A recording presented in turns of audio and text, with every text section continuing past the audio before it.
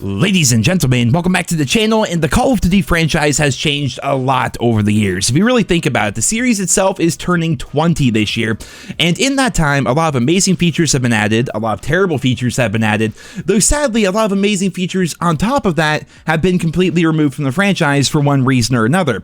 Here in today's video, I'm going to be making quote-unquote the perfect Call of Duty game, going back to these older titles and taking one feature from every COD from 2007 to 2018 and then putting them together into one game and seeing as to whether or not that would be a much better title than what we have here with Modern Warfare 2 or even games like Call of Duty Vanguard, Black Ops Cold War, or Modern Warfare 2019. For all intents and purposes, I'm considering Modern Warfare 2019 and onward to be like the new era of Call of Duty, where they seem to forget all the things that made COD great before those games even came out. So yeah, we're going to jump right on into this. We're going to have one feature from every COD from 2007 until 2018. We're going to put them all together into one game, and we're going to see exactly how good that game would be. Some of these features are going to be big, other ones are going to be kind of small, but as you guys know, it's the little things that make a Call of Duty game fantastic. So first things first, starting off in 2007, we have Call of Duty 4, the game that kind of started it all. They revolutionized the idea of create a class. There was prestige mode. I mean, you could customize your weapons. There were challenges. There was everything in this game. It was so fun back in the day,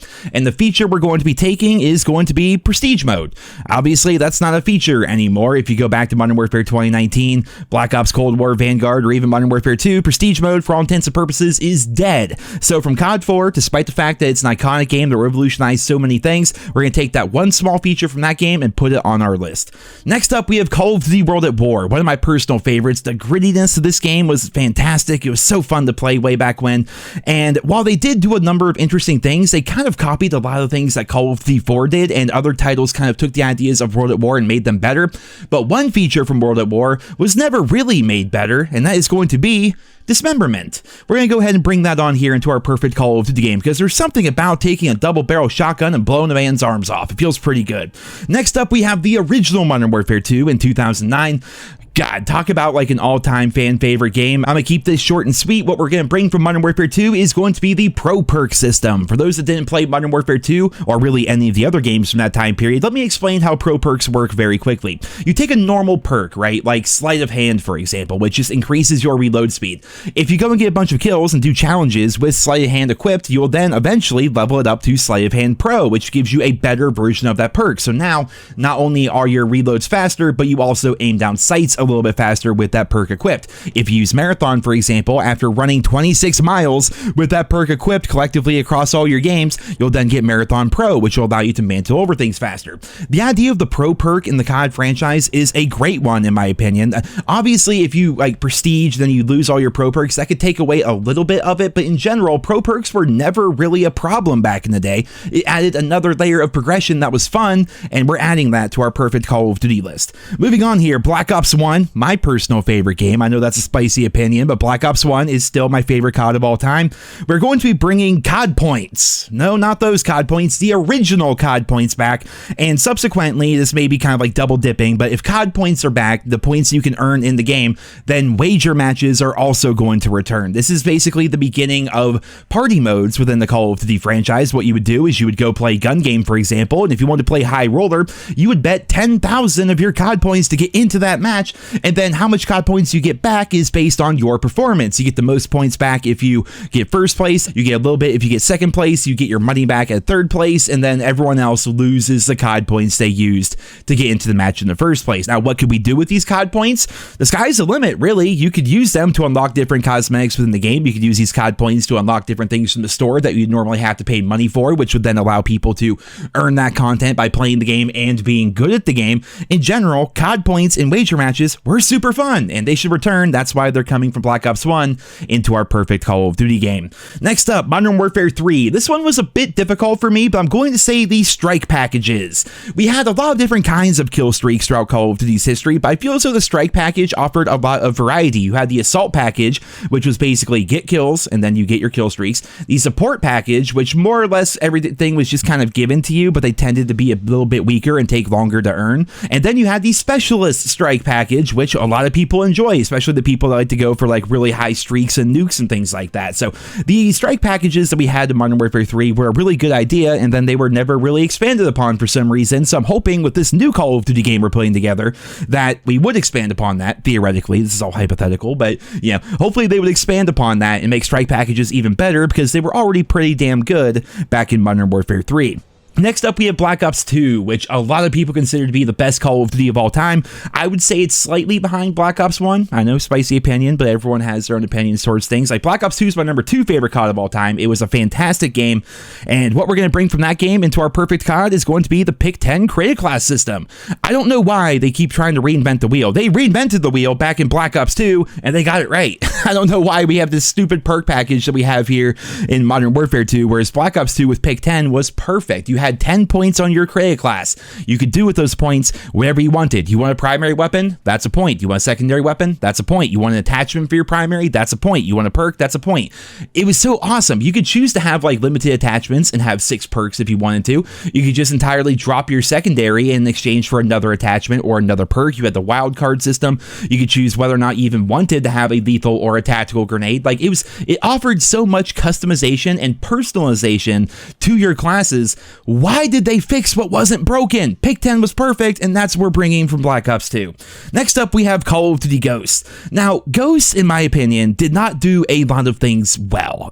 It's one of, if not like my least favorite COD of all time, if we're not counting advanced movement. Like, I did not care for this game, but one thing I did like were the branded weapons. They don't do this anymore because look at the world we're in nowadays with everyone shooting up everybody all the time. So guns don't want to be associated with COD, and COD does not want to be associated with guns should something ever happen. That's why the MP5 is now called the Lockman submachine gun, for example, within Modern Warfare 2, or the Desert Eagle is called like the GS50 or whatever the hell. Like, they just make up names for guns now, which is stupid.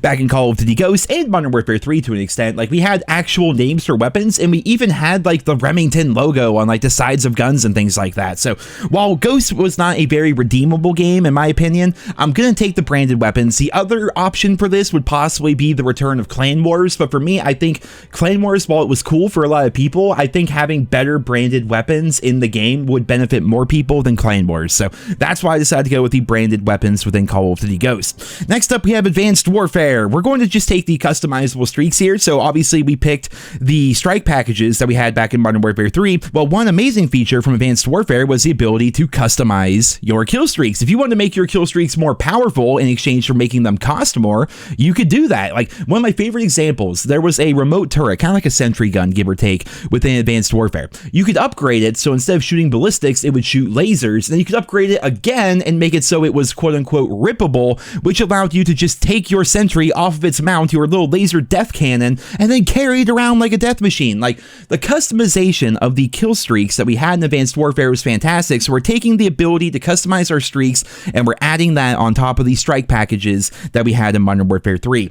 Continuing on here, Black Ops 3, there's a lot of good things about this game, but we need some side modes, so we're taking zombies with community mod tools. As a feature we had back in Black Ops 3, we have not had mod tools ever since then. Of course, we have had zombies since then, but Black Ops 3 zombies was fantastic, and then having the mod tools on top of that so you could have infinite custom content on PC, it was a great idea. That's why zombies is coming from Black Ops 3. Next up, Infinite Warfare. Admittedly, I didn't play this game a whole lot, so therefore I don't know a whole lot about it. I did look into the entire idea of like crafting weapons and weapon variants, and I'm like, no, I don't think that'd be good for the franchise as a whole to continue going on with. But one thing they did have in Infinite Warfare, and this is something that I feel so every COD should have, is the idea of character customization. Before, we talked about Black Ops 1, how you can earn these COD points and spend them in wager matches. Well, what if you could use those COD points to unlock all sorts of different customization options for your characters, choosing your helmet, choosing your chest, choosing all these different things for your character instead of just buying them from the shop. See how these different features work together if you actually add them? So yeah, we're going to take character customization from Infinite Warfare. I do feel as though some other games did character customization a little bit better, but if I would have taken Black Ops 3's customization, then we wouldn't have Black Ops 3 zombies and mod tools. So you have to kind of really pick as to what feature you want from every COD game, and that's why we have character customization from Infinite Warfare. Now, this may be a bit controversial, but the next game is actually going to be Modern Warfare Remastered. They came out the same year, but it was a full-fledged title. It was a remake of Call of Duty 4 that added a bunch of different different features, and I'm not just going to double dip and take another original feature from COD 4. No, I'm going to take a feature that was pretty much exclusive to Modern Warfare Remastered and maybe a couple of other games, but it's all gone now, and that feature is seasonal events. Good God, we need these back. They were fantastic back in that game, Operation Shamrock and Awe, Days of Summer. Like, Modern Warfare Remastered was such a fun game, getting to re-experience Call of Duty 4, but it was made even more fun by having these seasonal events and these map updates. That is something we need to see more of in the COD franchise. So for Modern Warfare Remastered, we're bringing in seasonal events. Next up, we only have two more. We have Call of Duty World War II. It should come as no surprise, but we're bringing back the headquarters. We're gonna have these customizable characters that you can customize by playing the game and unlock different things, and we're bringing back the HQ, man. The headquarters was so freaking cool, and it's definitely coming into our perfect Call of Duty game. And finally, Black Ops 4. This is when, like, you know, whenever you put like an opinion on the internet, people always tend to disagree, and like no matter what, no one's ever going to completely agree with what you say. I'm not talking about the Black Ops 4 Time to Kill. I'm not talking about the Black Ops 4 Specialist. I'm not talking about any of that. What we're bringing from Black Ops 4, and thus removing Warzone, is going to be Blackout. We're bringing back Treyarch. Treyarch is going to be heading the entire idea of Battle Royale within this perfect Call of Duty game, and the reason is very simple. Yes, Blackout had some downsides. The biggest one being there was never a way to really bring back your team aside from when they eventually added Alcatraz Island, right? So if you do a drop on Nuketown and you're playing quads, one of your teammates dies, there's no way to get them back. Like, they literally just have to spectate the rest of the match while the three of you go on and do your thing. I didn't like that. So obviously they could, in theory, update the game and make it so there'd be more features and stuff like that. But the biggest thing that separated Blackout from Warzone, in my opinion, is there is a reason to play the game aside from just buying bundles. In Blackout, you could unlock so many things. There was a special numbers skin for every single specialist in the game. So picture it as every operator in the game would have a very specific challenge associated with an item on the Blackout map. You could unlock Blackout specific characters. I mean, look at Warzone, for crying out loud. There's no Warzone specific characters. There's no sought after item on the map for you to go get. No, the entire point of Warzone is just to get super sweaty thanks to skill-based matchmaking. Try to win. If you don't, you wasted your time. Go buy our shop bundles. In Blackout, there is so much to do in terms of unlocking the number skins, unlocking the Blackout specific characters, leveling up within Blackout itself because it had a separate leveling system and there were separate skins and operators you could get just by leveling up within Blackout. There was a prestige system in Blackout, for crying out loud. They had constant updates. They kept adding new weapons and new locations and new zombie spawns, and they would change the map based on the seasonal events. Everything, in my opinion, about Blackout is better than Warzone.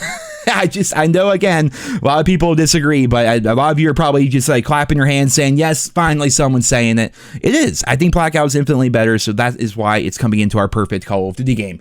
Now, obviously, after Black Ops 4 was the downfall of the COD franchise, which would be Modern Warfare 2019, so we're not going to be continuing on. We had our games right there. We had 13 full-fledged titles from 2007 to 2018 that had an amazing feature that is either not in COD right now or has not been in COD in a very long time. What is with Activision? Like, it didn't take me long. I literally laid there in bed last night watching The Simpsons, and I just pulled up the notepad on my phone and I wrote down a feature, like the first feature that came to my head for every one of these games, which is a feature that has been removed from the franchise for some reason. Like Prestige Mode, gone. Dismemberment, gone. Pro Perks, gone. COD points and wager matches, gone. Strike packages, gone. Pick 10 create class, gone. Branded weapons, gone. Customizable kill streaks, gone. Zombies with mod tools. Now, obviously, zombies is still around, but we don't get it outside of Treyarch games, and we haven't had a Treyarch game for 2 years now, and we're not getting another one for another 2 years, and we haven't had mod tools since Black Ops 3, which was in 2016, and the last mod tools before that was in 2008 with World at War. So mod tools for custom zombies as well as regular zombies, that has to be a feature. That's a feature that's gone. Character customization, that's pretty much gone, aside from buying shit in the shop. Seasonal events, that's also gone. The headquarters, that's gone, and any semblance of fun and progression within Battle Royale, that's also gone. These are all features they've gotten rid of, and they wonder why Call of Duty is down as bad as this. Obviously, Season 3 is coming around, and if you're watching this video in the future, then you'll know how Season 3 played out. But as of right now, Call of Duty is hemorrhaging players. Like, the player base is just dwindling down to nothing, and they're not really doing anything about it. They're like, what do we do? How do we know what these fans want? You have 20 years worth of games that had amazing features that fans would like, but for some reason, I don't know why, if it's like this game dev code where it's like, oh, we have to do new things, we don't want to rely on the old things.